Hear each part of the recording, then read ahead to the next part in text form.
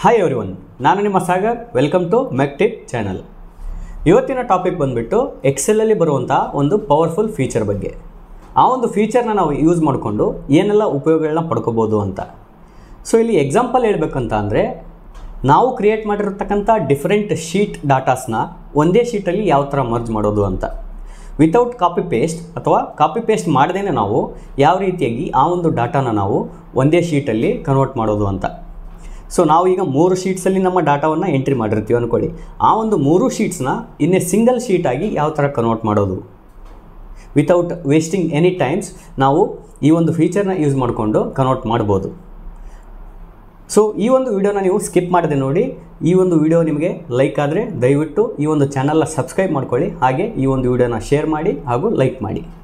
Let's start the video. ಮೊದಲನೇದಾಗಿ ನಿಮ್ಮ ಒಂದು PC-ಲಿ ಎಕ್ಸೆಲ್ ಅಪ್ಲಿಕೇಶನ್ನ ಓಪನ್ ಮಾಡ್ಕೊಳ್ಳಿ. ಓಪನ್ ಮಾಡ್ಕೊಂಡ್ರೆ ನಾನಿಲ್ಲಿ ಏನು ಮಾಡಿದ್ದೀನಿ ಅಂದರೆ, ಮಂತ್ಲಿ ವೈಸ್ ಸೇಲ್ಸ್ ರಿಪೋರ್ಟ್ನ ನಾನು ಸೇವ್ ಮಾಡಿಕೊಂಡು ಇಟ್ಕೊಂಡಿದ್ದೀನಿ. ಫಾರ್ ಎಕ್ಸಾಂಪಲ್, ಇಲ್ಲಿ ನಾವು ಜನವರಿ ಮತ್ತು ಫೆಬ್ರವರಿ ಮತ್ತು ಮಾರ್ಚ್ ಈ 3 ಮಂತಿನ ಒಂದು ಸೇಲ್ಸ್ ರಿಪೋರ್ಟ್ನ ನಾನು ಸೇವ್ ಮಾಡಿಕೊಂಡು ಇಟ್ಕೊಂಡಿದ್ದೀನಿ.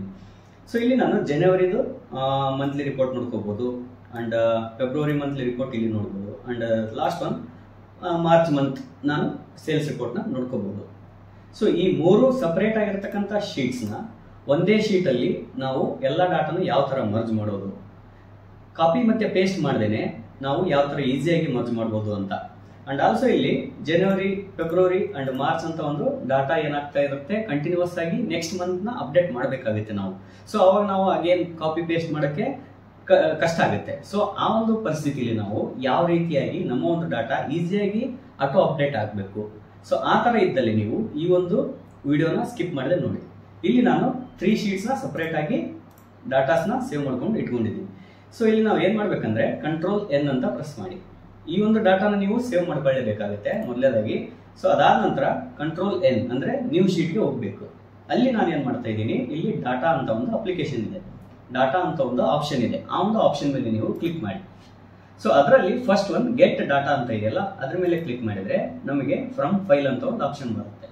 ಸೊ ಫ್ರಮ್ ಫೈಲಲ್ಲಿ ನೀವು ಫ್ರಮ್ ಎಕ್ಸೆಲ್ ವರ್ಕ್ ಬುಕ್ ಅಂತ ಸೆಲೆಕ್ಟ್ ಮಾಡ್ಕೋಬೇಕು.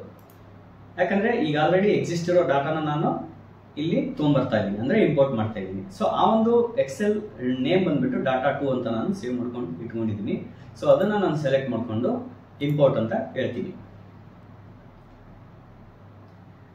ಇಂಪೋರ್ಟ್ ಮಾಡಿದ್ಮೇಲೆ ನಮಗೆ ಈ ತರ ಫಸ್ಟ್ ಇಂಟರ್ಫೇಸ್ ಬರುತ್ತೆ. ಇದರಲ್ಲಿ ನೀವು ಯಾವುದಾದ್ರೂ ಒಂದನ್ನ ಅಥವಾ ಜನವರಿ ಅಥವಾ ಯಾವುದಾದ್ರೂ ಫೆಬ್ರವರಿ ಮಂತ್ ನೀವು ಸೆಲೆಕ್ಟ್ ಮಾಡಿಕೊಂಡು ಟ್ರಾನ್ಸ್ಫಾರ್ಮ್ ಡಾಟಾ ಅಂತ ಇದೆ, ಟ್ರಾನ್ಸ್ಫಾರ್ಮ್ ಡಾಟಾ ಅಂತ ಒಂದು ಆಪ್ಷನ್ ಇದೆ ಇಲ್ಲಿ ಕೆಳಗಡೆ, ಅದ್ರ ಮೇಲೆ ಕ್ಲಿಕ್ ಮಾಡಿ. ಕ್ಲಿಕ್ ಮಾಡಿದ ಮೇಲೆ ನಿಮಗೆ ಸ್ವಲ್ಪ ಹೊತ್ತು ಲೋಡ್ ಆಗಿ ಆ ಒಂದು ಡಾಟಾ ಇವ್ಯಾಲ್ಯುವೇಟ್ ಆಗಿ ನಮಗೆ ಬೇರೆ ಶೀಟ್ಸ್ ಅಲ್ಲಿ, ಅಂದ್ರೆ ಅದೇ ಶೀಟ್ ಅಲ್ಲಿ ನಮಗೆ ಏನಾಗುತ್ತೆ, ಡಿಸ್ಪ್ಲೇ ಆಗುತ್ತೆ. ಸೊ ಇಲ್ಲಿ ನೀವು ಈ ತರ ಡಾಟಾಸ್ನ ನೋಡ್ಲಿಕ್ಕೆ ಸಿಗುತ್ತೆ. ಇಲ್ಲಿ ಪಕ್ಕದಲ್ಲಿ ಅಪ್ಲೈಡ್ ಸ್ಟೆಪ್ಸ್ ಅಂತ ಇದೆಯಲ್ಲ, ಅಲ್ಲಿ ಚೇಂಜ್ ಟೈಪ್ನ ನೀವು ಕ್ಲೋಸ್ ಮಾಡ್ಕೊಳ್ರಿ. ಇವನ್ನೆಲ್ಲವನ್ನು ನೀವು ಕ್ಲೋಸ್ ಮಾಡ್ಕೋಬೇಕಾಗುತ್ತೆ. ಇಲ್ಲಿ ಸೌರ್ಸ್ ಅಲ್ಲಿ ನೋಡ್ಬೋದು, ಸೌರ್ಸ್ ಅಲ್ಲಿ ನಮಗೆ ಬೇಕಾಗಿರೋದು ಈ ಒಂದು ಡಾಟಾದಲ್ಲಿ ನಮಗೆ ಬೇಕಾಗಿರೋದು ಈ ಒಂದು ಜನವರಿ ಮತ್ತೆ ಫೆಬ್ರವರಿ ಮತ್ತೆ ಮಾರ್ಚ್ ಡೀಟೇಲ್ಸ್. ಸೊ ಹಂಗಾಗಿ ನಾವು ಈ ಒಂದು ಅನ್ವಾಂಟೆಡ್ ಸೆಲ್ಸ್ ನ ಏನ್ ಮಾಡ್ತೀನಿ, ಡಿಲೀಟ್ ಮಾಡ್ತಾ ಇದ್ದೀನಿ. ಸೊ ಇದನ್ನ ನಾನು ಸೆಲೆಕ್ಟ್ ಮಾಡ್ಕೊಂಡು ನೀವು ಬೇಕಿದ್ರೆ ಶಿಫ್ಟ್ ರೈಟ್ ಕೀನ ನೀವು ಯಾರೋ ಕೀನ ಪ್ರೆಸ್ ಮಾಡಿ ಡಿಲೀಟ್ ಅಂತಾನು ಅನ್ಬೋದು. ಸೊ ಇಲ್ಲಿ ನಾನು ಡಿಲೀಟ್ ಮಾಡಿಕೊಂಡು ಇದನ್ನ ಏನ್ ಮಾಡ್ತೀನಿ ಅಂತ ಅಂದ್ರೆ, ಈ ಒಂದು ಫಿಲ್ಟರ್ ಮೇಲೆ ಕ್ಲಿಕ್ ಮಾಡಿ ಇಲ್ಲಿ ಓಕೆ ಅಂತ ಕೊಡಿ. ಎಕ್ಸ್ಪ್ಯಾಂಡ್ ಅಂತ ಆಪ್ಷನ್ ಇದೆಯಲ್ಲ, ಅದನ್ನ ಸೆಲೆಕ್ಟ್ ಮಾಡ್ಕೊಂಡು ಓಕೆ ಅಂತ ಕೊಡಿ. ಸೊ ಓಕೆ ಅಂತ ಕೊಟ್ಟಾಗ ನಮಗೆ ಇಲ್ಲಿ ನೀವು ನೋಡ್ಬೋದು ಜನವರಿ ಮಂತ್ದು ಮತ್ತೆ ಫೆಬ್ರವರಿ ಮಂತ್ ಮತ್ತೆ ಮಾರ್ಚ್ ಮಂತಿನ ಡಾಟಾ ಒಂದೇ ಶೀಟ್ ಅಲ್ಲಿ ಈ ತರ ಶೋ ಆಗುತ್ತೆ. ಇಲ್ಲಿ ನಮಗೆ ಈ ಲೈನ್ ಅಲ್ಲಿ ನೀವು ನೋಡ್ಬೋದು, ರೋದಲ್ಲಿ ಹೆಡ್ಡಿಂಗ್ ಬರ್ತಾ ಇದೆ. ಪ್ರತಿಯೊಂದು ಮಂತ್ಗೆ ನಮಗೆ ಸಪರೇಟ್ ಆದ ಹೆಡ್ಡಿಂಗ್ ಬರ್ತಾ ಇದೆ. ಆ ಒಂದು ಹೆಡ್ಡಿಂಗ್ ನ ನೀವು ರಿಮೂವ್ ಮಾಡಬೇಕು ಅಂತ ಅಂದ್ರೆ ಇಲ್ಲಿ use first row as header ಅಂತ ಇದೆಯಲ್ಲ, ಅದರ ಮೇಲೆ ಕ್ಲಿಕ್ ಮಾಡಿ ನೀವು ಅದಾದ ನಂತರ ಈ ಒಂದು ಮಂತ್ ಅಲ್ಲಿ ನೀವು ಫಿಲ್ಟರ್ ಮಾಡಬೇಕಾಗುತ್ತೆ. ಈ ಒಂದು ಮಂತ್ ಅನ್ನ ರಿಮೂವ್ ಮಾಡಿಕೊಂಡು ಓಕೆ ಅಂತ ಮಾಡಿದ್ರೆ ಇಲ್ಲಿ ನೀವು ಪ್ರತಿಯೊಂದು ಡಾಟಾ ಏನಾಗುತ್ತೆ, ಇಲ್ಲಿ ನಮಗೆ ಒಂದೇ ಹೆಡರ್ ಆಗಿ ಕನ್ವರ್ಟ್ ಆಗುತ್ತೆ. ಸೊ ಈ ತರ ನಾವು ಡಾಟಾನ ಮರ್ಜ್ ಮಾಡ್ಬೋದು. ಇವಾಗ ಇದನ್ನ ನಾನು ಕ್ಲೋಸ್ ಅಂಡ್ ಲೋಡ್ ಅಂತ ಆಪ್ಷನ್ ಇದೆಯಲ್ಲ, ಅಲ್ಲಿ ಹೋಗಿ ಕ್ಲೋಸ್ ಅಂಡ್ ಲೋಡ್ ಅಂತ ಕೊಡ್ತೀನಿ. ಸೊ ಈ ತರ ನಾವು ಎಂಟರ್ ಮಾಡಿದಾಗ ನಮಗೆ ಆ ಒಂದು ಪ್ರತಿಯೊಂದು ಡಾಟಾ ಈ ತರ ಸೇವ್ ಆಗಿ ಬರುತ್ತೆ. ಸೊ ನೀವು ಬೇಕಿದ್ರೆ ಈ ಒಂದು ಕಾಲಮ್ನ ಡಿಲೀಟ್ ಕೂಡ ಮಾಡ್ಕೋಬಹುದು, ಅನ್ವಾಂಟೆಡ್ ಕಾಲಮ್ಸ್ ನೀವು ಡಿಲೀಟ್ ಕೂಡ ಮಾಡ್ಕೋಬಹುದು. ಇಲ್ಲಿ ನೀವು ನೋಡ್ಬೋದು ಪ್ರತಿಯೊಂದು ಡಾಟಾ ನಮಗೆ ಯಾವ ತರ ಅಪ್ಡೇಟ್ ಆಗಿ ಬಂತು ಅಂತ. ಸೊ ಇಲ್ಲಿ ಮೇನ್ ಟ್ರಿಕ್ ಇರೋದು ಇವಾಗ ನಾನು ಆ ಒಂದು ಮೇನ್ ಶೀಟಲ್ಲಿ ಫಸ್ಟ್ ಶೀಟಲ್ಲಿ ಇಲ್ಲಿ ನಾನು ಈ ಒಂದು ಡಾಟಾನ ಕಾಪಿ ಮಾಡಿಕೊಂಡು ಇನ್ನೊಂದು ಶೀಟಲ್ಲಿ ಪೇಸ್ಟ್ ಮಾಡ್ತೀನಿ, Ctrl+V ಅಂತ. ಸೊ ಇದನ್ನು ನಾನು ಸ್ವಲ್ಪ ಫಾರ್ಮ್ಯಾಟನ್ನು ಚೇಂಜ್ ಮಾಡಿಕೊಂಡು height 125 and format column width 18 ಅಂತ ಕೊಡ್ತೀನಿ. ಸೊ ಈ ಥರ ನಾನು ಈ ಒಂದು ಶೀಟ್ನ ಫಿಟ್ ಮಾಡ್ಕೊತೀನಿ.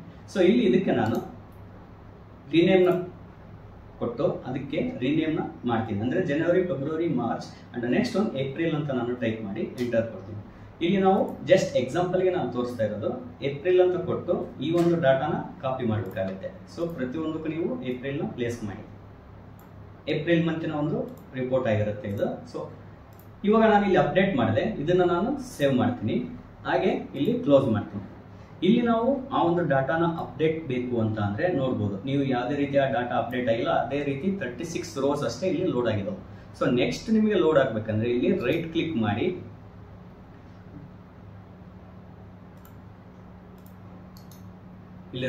ಮಾಡಿ ನೀವು ರಿಫ್ರೆಶ್ ಮಾಡಿದರೆ ನಿಮಗೆ ಲೋಡಿಂಗ್ ಡಾಟಾ ಅಂತ ಬಂದು 48 ರೋಸ್ ಲೋಡ್ ಆಯಿತು. ಅಂದರೆ ನೀವು ನೋಡ್ಬೋದು ನೆಕ್ಸ್ಟ್ ಏಪ್ರಿಲ್ ಮಂತಿನ ಪ್ರತಿಯೊಂದು ಡಾಟಾಸ್ ನಮಗೆ ಆ ಒಂದು ಶೀಟಲ್ಲಿ ಅಪ್ಡೇಟ್ ಆಯಿತು.